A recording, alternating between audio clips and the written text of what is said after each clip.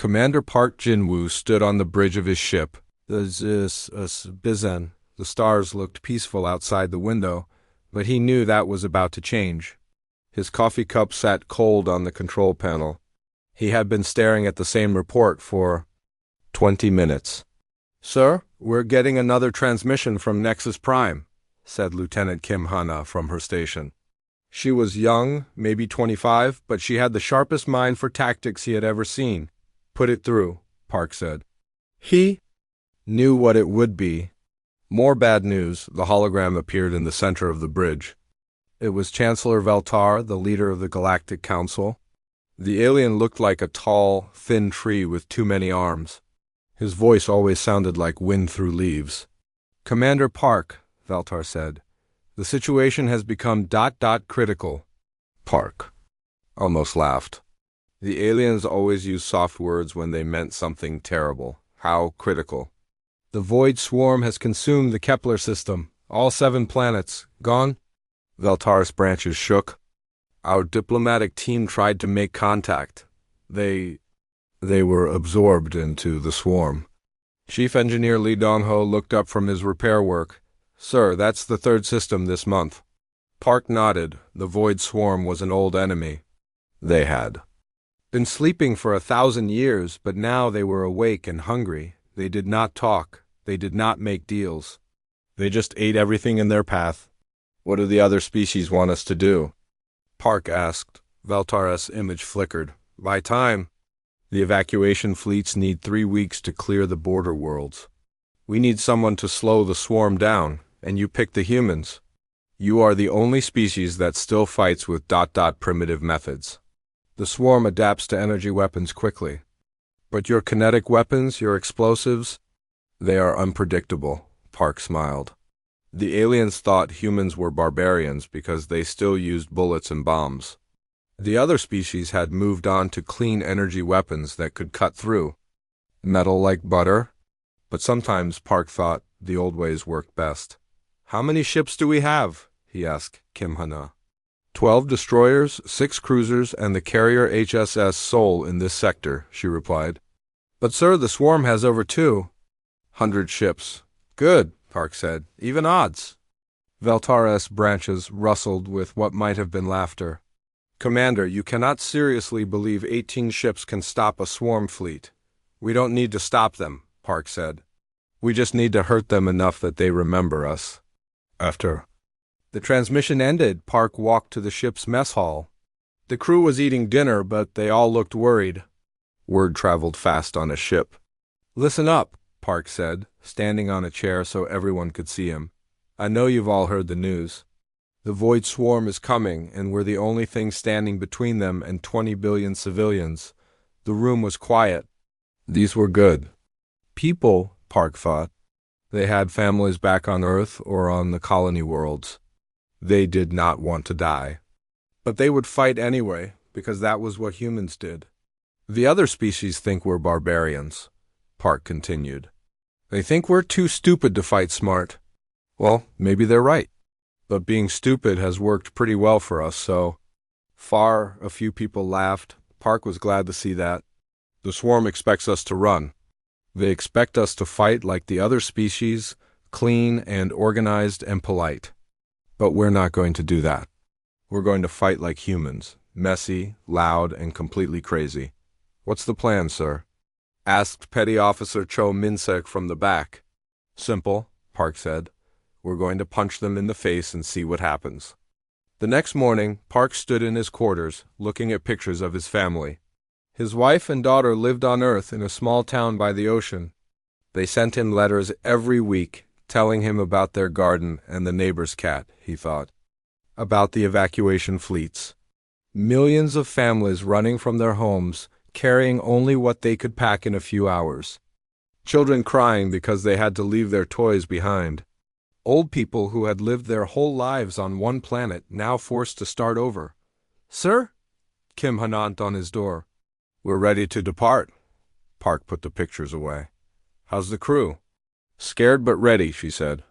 "Lee Dong-ho has the engines running perfectly. The weapons are loaded. The fighters are fueled." "And you?" Kim Hana smiled. I ran the numbers 6 different ways. We're going to lose this fight, sir, but we might just win something else. Park nodded. She understood. Sometimes losing was its own kind of victory. On the bridge, Park looked at his crew. They were all young, mostly. Earth's children, sent to fight among the stars. They had volunteered for this duty, knowing they might never go home. All ships, this is Commander Park, he said into the com. We're heading to the Kepler system. When we get there, we're going to show the swarm what humans can do. Sir, asked Lieutenant Song Woo-jin from the navigation station, what if they don't run?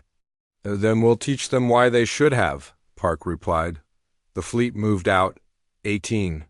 Human ships against the darkness. Behind them, the evacuation fleets were already moving, carrying millions of civilians to safety. Ahead of them, the void swarm waited. Park thought about the other species. They had superior technology, better weapons, faster ships, but they had never learned to fight without hope. They had never learned to charge into certain death because it was the right thing to do. They call us barbarians, Park said quietly to Kim Hana. Maybe it's time we showed them what barbarians can do. The stars ahead look different now. They look like a battlefield. Ambassador Yoon Mi-rae sat in the great chamber of the Galactic Council, surrounded by beings from across the galaxy. The chamber was built to impress, a massive dome of crystal that showed the stars above, with seats arranged in circles like ripples in a pond. But today, fear filled the beautiful space like smoke. The Void Swarm has taken 12 systems in the past month, announced Chancellor Veltar. His tree-like form swayed as he spoke. Our fastest evacuation ships barely escaped from the Rigel colonies. Yoon looked around the chamber. The ethereal collective's representative floated in a sphere of blue light, its thoughts creating soft music in the air. But today the music sounded like a funeral song. The crystalline hegemony's delegate sat in the front row, its body made of living gemstones. These beings had been around for millions of years, but now they trembled like leaves in a storm.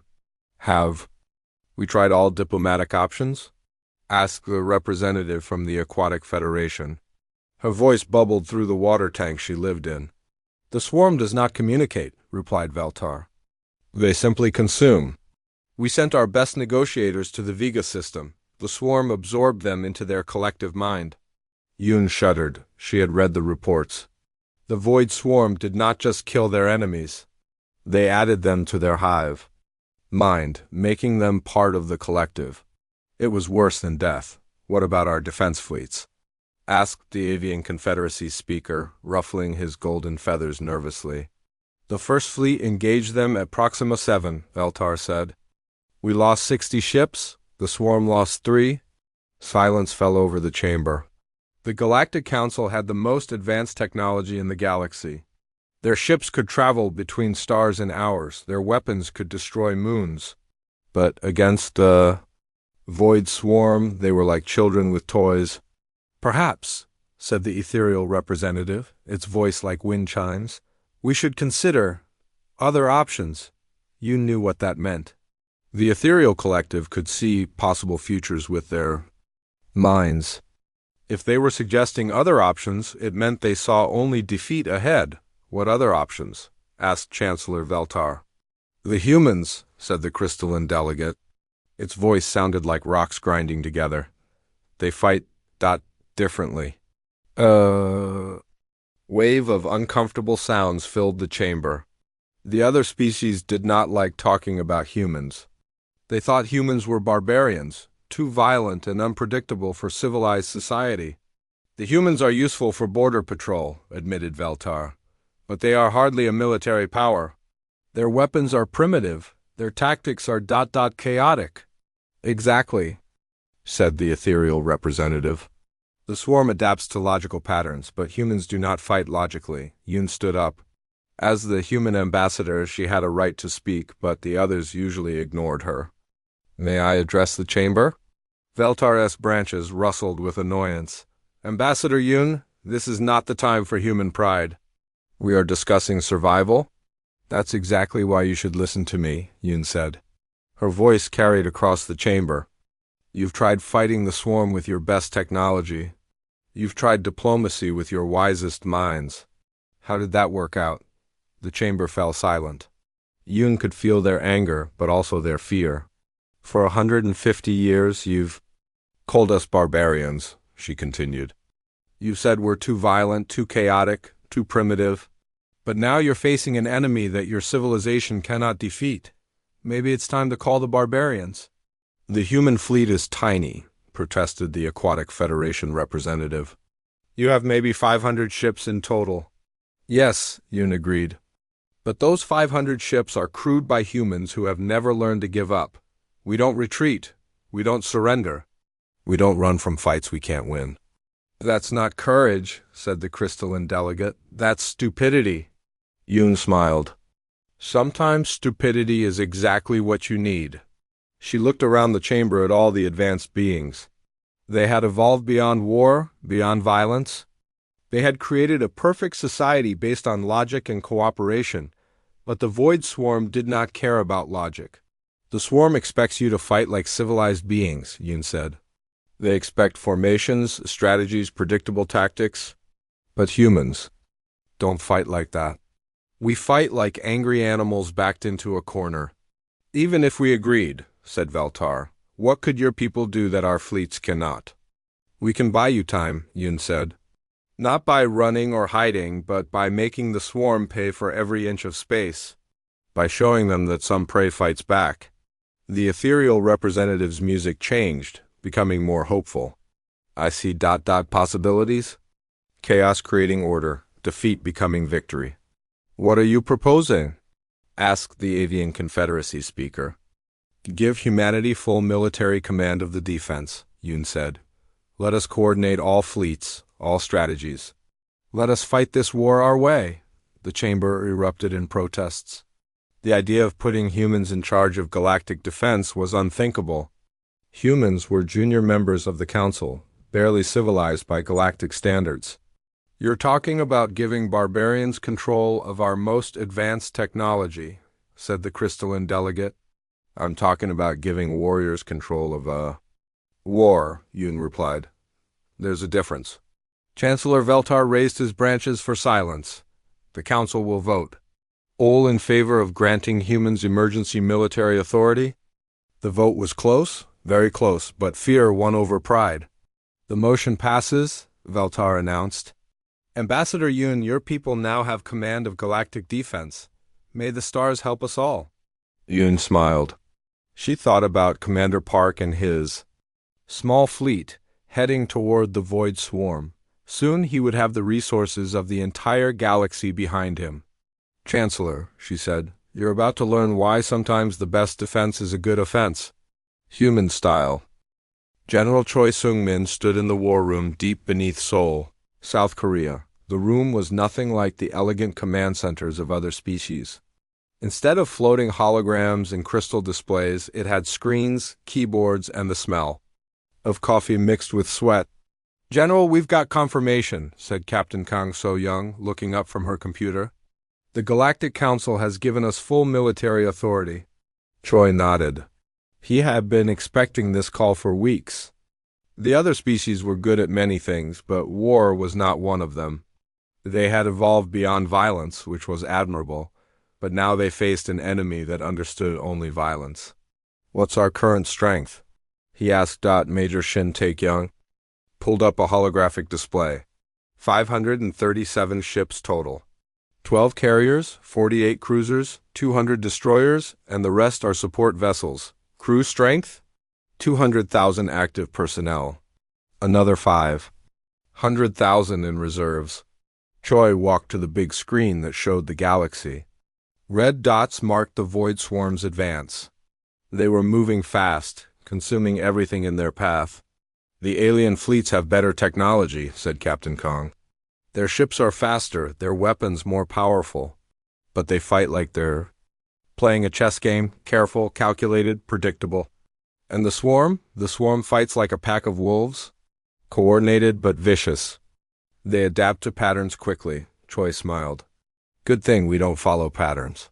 He had been studying the swarm for years, ever since the first reports came in about their awakening. They were a hive mind, which made them incredibly efficient. But it also made them predictable in their own way. "Sir," said Major Shin, "the other species are asking for our strategic plan." "Tell them the plan is simple," Choi said. "We're going to hit them everywhere at once with everything we have." "That's not a strategy, sir. That's chaos." "Exactly," Choi replied. "The swarm expects strategy. They expect formations and tactics and careful planning. We're going to give them pure chaos." The room fell silent. Choi's staff had worked with him for years, but this was bigger than anything they had faced before.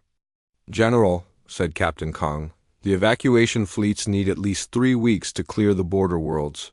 "Can we hold the swarm that long?" "We don't need to hold them," Choi said. "We need to hurt them, make them angry. Make them focus on us instead of the civilians." He turned to Major Shin. "I want every ship we have armed and ready. Strip the defensive platforms from our colonies if you have to, and contact the civilian militias." "Sir, the civilian militias are just merchant captains with hunting rifles." "Merchant captains who know how to fight dirty?" Choi corrected. "The swarm has never faced anything like a human merchant marine. They're about to learn." Over the next 6 hours, Choi watched his plan come together. Human fleets from across the galaxy began moving toward the swarm's advance. They did not move in formation like the alien fleets. Instead, they moved like a pack of wolves, each group acting independently but working toward the same goal. "General," said Captain Kong, "I'm getting reports from our forward scouts. The swarm is moving faster than expected. They'll reach the Kepler system in 12 hours. "Good," Choi said. "Commander Park is already there waiting for them." "Sir, Commander Park has 18 ships. The swarm has over 200. Choi looked at the tactical display. Park's fleet was positioned near the outer planets of the Kepler system, right in the path of the swarm advance. It looked like suicide. "Captain Kong, what do you know about Korean history?" "Sir, 300 years ago there was a battle called Myeongyang. A Korean admiral named Yi Sun-sin faced a Japanese fleet with 13 ships against 330.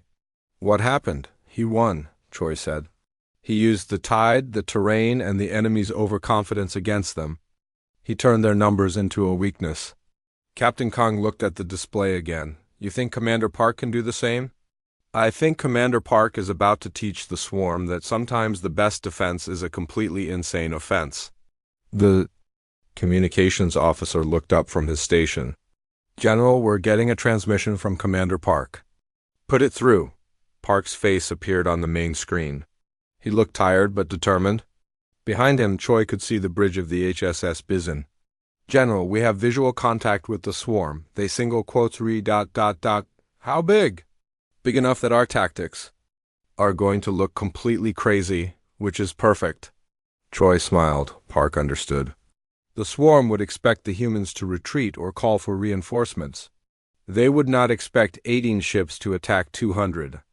"Commander, you have full authority to engage as you see fit. Make it count." "Yes, sir. See you on the other side." The transmission ended. Choi looked around the war room at his staff. They were all watching the tactical display, where 18 small dots moved toward a massive swarm of red. "General," said Major Shin quietly, "what if this doesn't work?" Choi thought about the millions of civilians fleeing their homes, about the children who would grow up hearing stories about the day the barbarians stood between them and the darkness. "Then we'll die like humans," he said, "fighting." Captain Bae Hyensu stood on the bridge of the HSS Incheon, watching the void swarm approach. His ship was not beautiful like the alien vessels. It looked like a flying brick made of metal and determination. But it was his brick, and he loved it. "Sir, we're getting a clear view of the swarm ships," said Navigator Oh Dae-jin. She was young, maybe 22, but she could plot a course through an asteroid field blindfolded. The main screen showed the enemy fleet. Bae had seen pictures, but the reality was worse. The swarm ships were alive, pulsing with bioluminescent veins that ran along their hulls like arteries. They moved together like a school of fish, hundreds of them flowing through space in perfect formation. "They're beautiful," whispered Weapons Officer Nam Jun-ho. In a terrifying way. Beautiful things can still kill you, Bei replied. Range to target? 50,000 kilometers in closing, Oda Jin reported. Bei opened a channel to the other. Ships in his squadron. This is Captain Bei. All ships, remember the plan. We're not trying to win a stand-up fight. We're trying to make them angry. Sir, said Nam Junho, their weapons are charging. Energy readings are off the charts. Good, Bei said. Let them fire first. I want to see what we're dealing with. The swarm ships opened fire from 30,000 kilometers away. Beams of pure energy lanced through space, each one capable of cutting a human ship in half. But the human ships were not where the swarm expected them to be. Evasive maneuvers, Bei ordered. Pattern Delta 7. The human ships scattered like leaves in the wind. The swarm's coordinated attack hit empty space. Bei smiled. The aliens always fought at long range, standing in formation like gentlemen. But humans had learned to fight dirty. All ships, close to engagement range, Bei commanded. Let's show them what kinetic weapons can do. The human ships accelerated toward the swarm fleet. Their weapons were primitive by galactic standards, railguns that fired chunks of metal at incredible speed, missiles with old-fashioned explosive warheads. But they were also unpredictable. Sir, the swarm is adapting to our movement patterns, Oda Jin reported. They're trying to predict our course. Then let's give them something they can't predict, Bei said. All ships execute crazy even. The human ships suddenly changed direction, accelerating directly toward the center of the swarm formation. It was a move that no sane commander would attempt, flying directly into the teeth of the enemy. Sir, are you insane? Asked Nam Junho. Probably, Bei replied.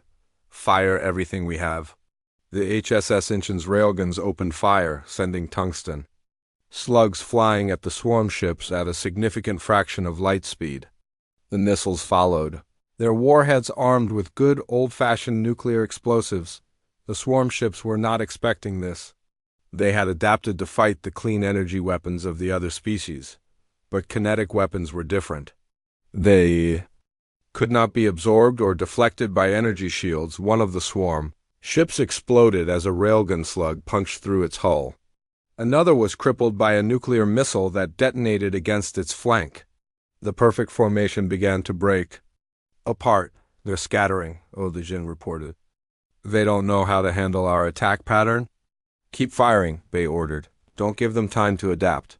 The human ships tore through the swarm formation like wolves through a flock of sheep. Their weapons were crude but effective. More importantly, they were completely unpredictable. Sir, we're taking heavy damage, Nam Junho reported. Hull breaches on decks 3 and 7. Can we still fight? As long as we have ammunition. Then we keep fighting. The battle raged for 2 hours. The human ships were outnumbered 10-1, but they fought like cornered animals. They used the asteroid field as cover, hiding behind rocks and striking from unexpected angles. Sir, Oda Jin called out, the swarm is doing something strange. They're pulling back into a tighter formation. Bei looked at the tactical display. The swarm ships were clustering together, their bioluminescent veins pulsing in unison. They're trying to coordinate a response. Should we withdraw? No, Bei said. This is our chance. They're bunched up like a target. All ships prepare for ramming speed. Sir, that's suicide. Maybe, but it's also the last thing they'll expect. The human ships accelerated toward the swarm formation. Their hulls were already damaged, their crews exhausted. But they were human, and humans did not know how to quit. All weapons, continuous fire, Bei ordered. Engine overload, ramming speed. If we're going out, we're taking them with us. The HSS Inchin screamed toward the center of the swarm formation, its railguns firing constantly, its hull glowing red-hot from the engine overload. Around it, the other human ships did the same. At the last second, Bei pulled up, skimming along the surface of the largest swarm ship. The Inchin's belly scraped against the alien hull, and Bei could see the organic walls pulsing with life. Nuclear mines. Armed and ready, Nam Junho reported. Drop them, Bei ordered. the mines fell from the Inchin's hull, magnetic clamps attaching them to the swarm ship's surface. 10 seconds later, they detonated. The explosion tore through the swarm ship like a cancer, rupturing its organic systems and sending it spinning out of control. Around it, the other human ships were doing the same thing, turning the swarm's coordination into chaos. "Sir, the swarm fleet is breaking apart," the Jin reported. "They're retreating." Bei looked at the tactical display. For the first time in recorded history, the Void Swarm was running away. They had faced something they did not understand, an enemy that fought without logic, without predictability, without fear. "All ships report status," Bei ordered. The responses came back slowly. Half his squadron was gone, destroyed in the fighting. The other half was barely functioning. But they were alive, and they had won. "Sir," said Nam Jun-ho, "we should probably retreat. Make repairs." "No," Bei said. "We follow them. Keep the pressure on. Don't let them regroup." "So we're in no condition to fight." Bei looked at his battered ship, his exhausted crew, his half-empty ammunition stores. Then he looked at the retreating swarm fleet. "They're scared," he said. "For the first time in their existence, they're scared. And scared enemies make mistakes." Lieutenant Colonel Jang Yun-soo floated in the darkness of space, her magnetic boots locked to the hull of a swarm ship. Around her, 23 other Marines waited in the shadow of the alien vessel's organic curves. "Thermal readings show the hull is thin here," whispered Sergeant Lim Da-hai through the CUM system. "About 2 meters of biometal. Can we cut through?" Jang asked. Corporal Moon Jae-hyun held up a plasma cutter. "Give me 5 minutes." Jang looked at her team. They were volunteers, every one of them. When command had asked for Marines willing to board a swarm ship, half the corps had stepped forward. She had chosen the best 24. "Remember," she said quietly, "we're not here to capture the ship. We're here to learn how to kill it." The mission was simple in theory. Previous battles had shown that destroying swarm ships from the outside was difficult. Their organic hulls could regenerate damage, and their hive mind could coordinate repairs instantly. But no one had ever tried attacking from the inside. "Holes ready," Moon reported. Jang peered through the opening. Beyond was a tunnel that pulsed with bioluminescent light, like being inside a living creature, which she realized was exactly where they were. "Air readings?" she asked. "Breathable, but I wouldn't recommend it without filters," said Sergeant Park Hyo-rim, the team's medic. "Lots of organic compounds that could be toxic." "Filters on," Jang ordered. "Single file, weapons ready." The Marines crawled through the opening into the alien ship.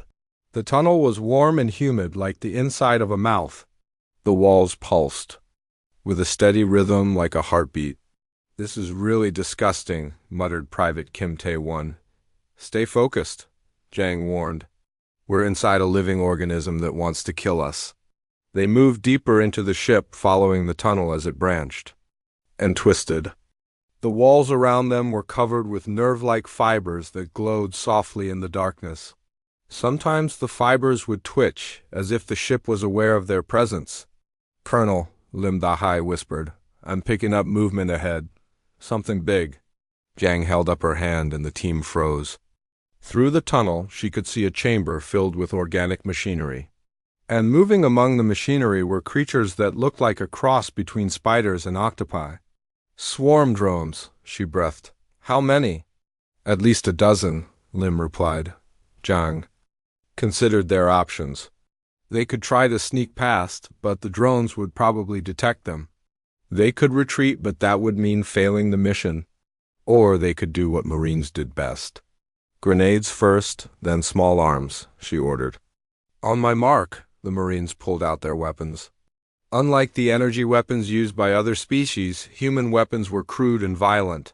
Kinetic rifles that fired metal bullets, grenades filled with chemical explosives, and combat knives for close work. "Mark," Jang whispered. The grenades flew through the air and exploded among the swarm drones. The creatures shrieked and writhed as shrapnel tore through their organic forms. The Marines followed up with rifle fire, their bullets punching through the drones' carapaces.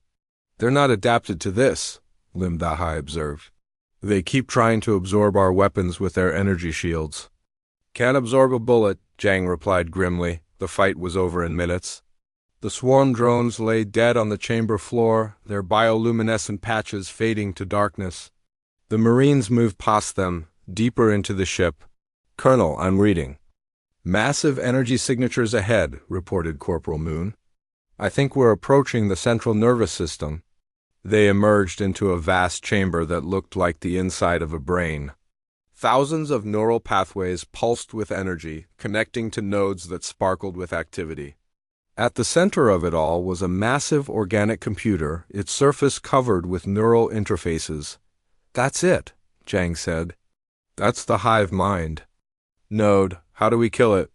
Asked Sergeant Park. Zhang looked at the organic computer. It was beautiful in its own way, like a living work of art, but it was also the brain of a creature that had killed billions of sentient beings. Old school, she said, pulling out a nuclear charge. We blow it up. The Marines spread out around the chamber, placing charges on the neural nodes. The ship seemed to sense what they were doing. The walls began to pulse faster, and alarm sounds echoed through the corridors. We've got company, Lim Dahai reported. Drones coming from all directions. How long do we need? Zhang asked Moon. 2 minutes to arm all the charges. Then we hold for 2 minutes. The swarm drones poured into the chamber like a tide of claws and teeth. The Marines formed a defensive circle around the nuclear charges, their weapons blazing. The drones were fast and deadly, but they had never faced opponents who fought with such desperate ferocity. They're trying to coordinate, Lim observed. But our chaos is confusing their hive mind. Good, Zhang replied, firing her rifle into a drone's center mass. Let's give them more chaos. The Marines fought like demons, their weapons cutting through. The drones swarm. They used their environment, ducking behind neural nodes and using the ship's own structure as cover. Charges armed, Moon reported. 30 seconds to detonation. All units, move to extraction point, Zhang ordered. The Marines fought their way back through the corridors, the ship shaking around them as more drones arrived. Behind them, the nuclear charges counted down to 0. Colonel, we're not going to make it to the hull breach, Lim said. Then we improvise, Zhang replied. She pulled out another charge, this one smaller. Breaching charge. She slapped it against the nearest wall and activated the timer. Take cover. The explosion blew a hole in the ship's hull, and the Marines were sucked out into space. Their suits sealed automatically, and their emergency thrusters fired, pushing them away from the swarm ship. Behind them, the nuclear charges detonated. The explosion tore through the ship's nervous system like lightning through a tree. The bioluminescent veins went dark, and the organic hull began to convulse. The ship's perfect coordination collapsed into chaos. Colonel, Lim Dahai's voice came through the com. Look at the rest of the fleet. Zhang turned to see the other swarm ships. They were moving erratically, their formation broken. Some were spinning out of control, others were firing randomly at empty space. The hive mind, she realized. We damaged the hive mind. For the first time in their existence, the swarm was thinking as individuals instead of as a collective. And they did not know how to handle it. Extraction shuttle inbound, Moon reported. Mission successful. As they waited for pickup, Zhang watched the swarm fleet struggle with its new reality. They had always been perfect, coordinated, unstoppable. But now they were just another species, confused and vulnerable. Sergeant Lim, she said, how do you think they'll adapt to this? I don't think they can, Lim replied. Their whole existence is based on collective thinking. Take that away and they're just scared animals, Zhang smiled inside her helmet. Then we've just leveled the playing field.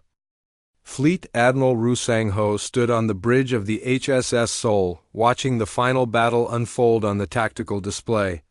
Around him, his command staff worked at their stations with calm efficiency. But Ru could feel the tension in the air like electricity before a storm. Admiral, all fleets report ready, said Admiral Song Zhiwu, his fighter wing commander. We have 17 battle groups in position around the Proxima system. Enemy strength? Ru asked.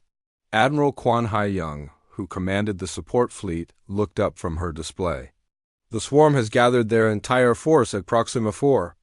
Estimates put them at over 800 ships, all concentrated around their primary hive complex. Ru nodded. The swarm was making their last stand at Proxima 4, where they had built a massive organic structure that served as their central command node. It was the brain of their entire species, and they would defend it with everything they had.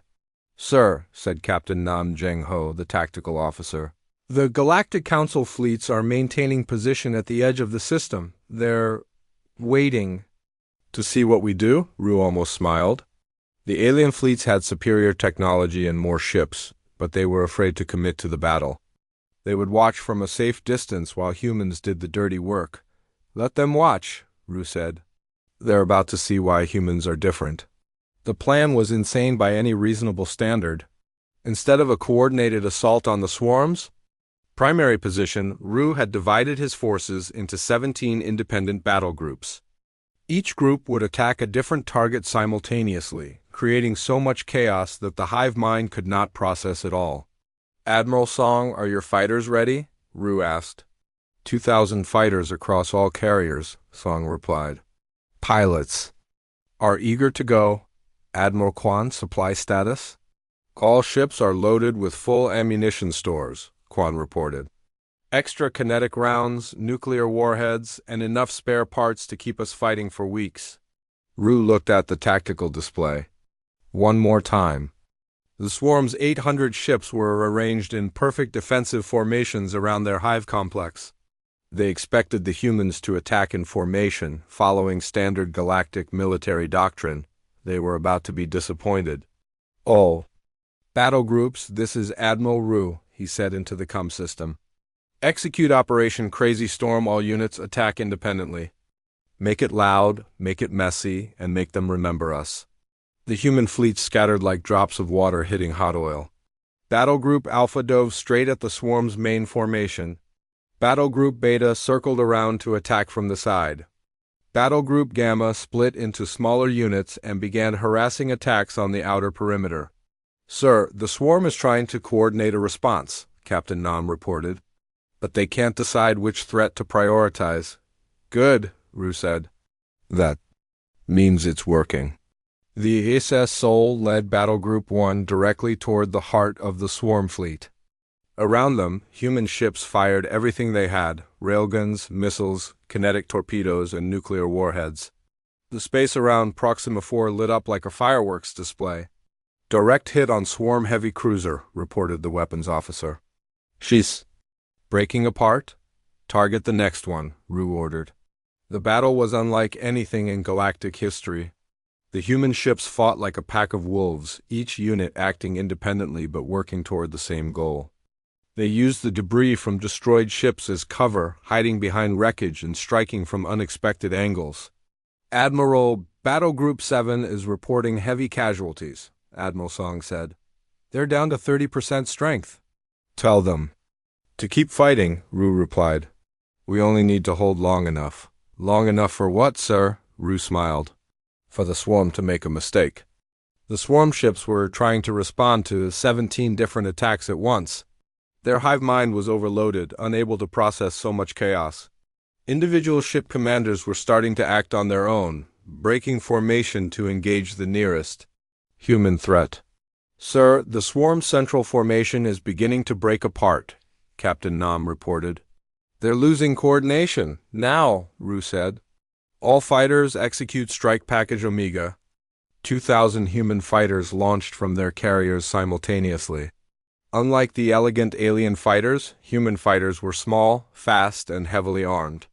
More importantly, they were piloted by humans who had grown up on stories of aerial combat and death-defying stunts. The fighters swarmed through the swarm fleet like angry bees.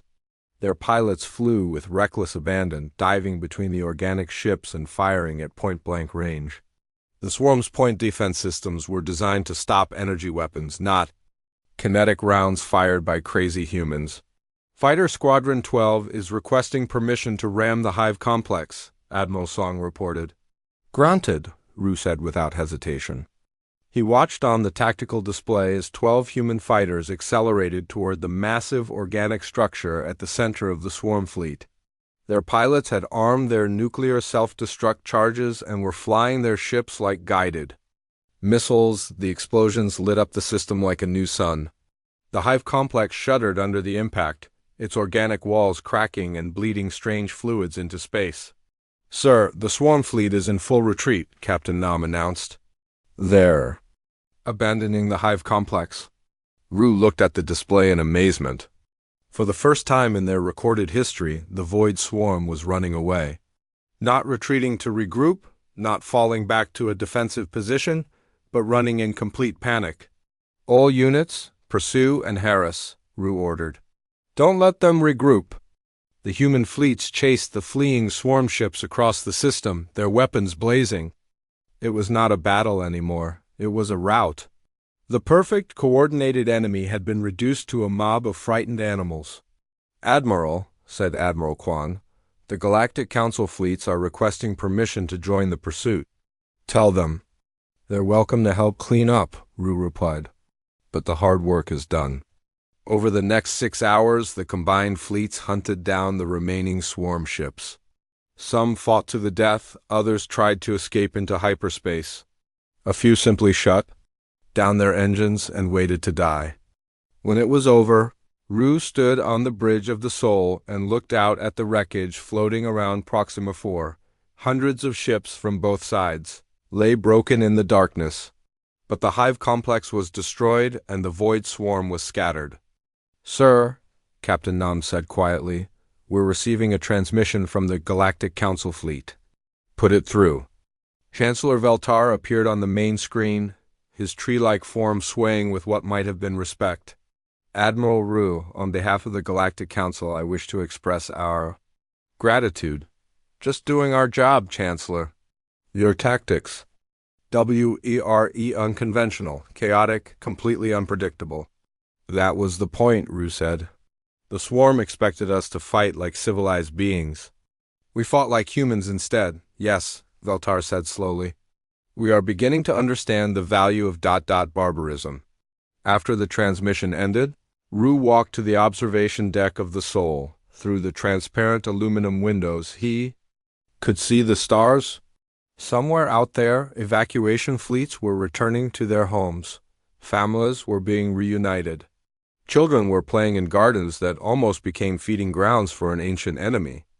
Admiral Song joined him at the window. "Sir, what do you think the Council will do now? Will they still call us barbarians?" Rue thought about the question. The other species had superior technology, elegant ships, and civilized societies.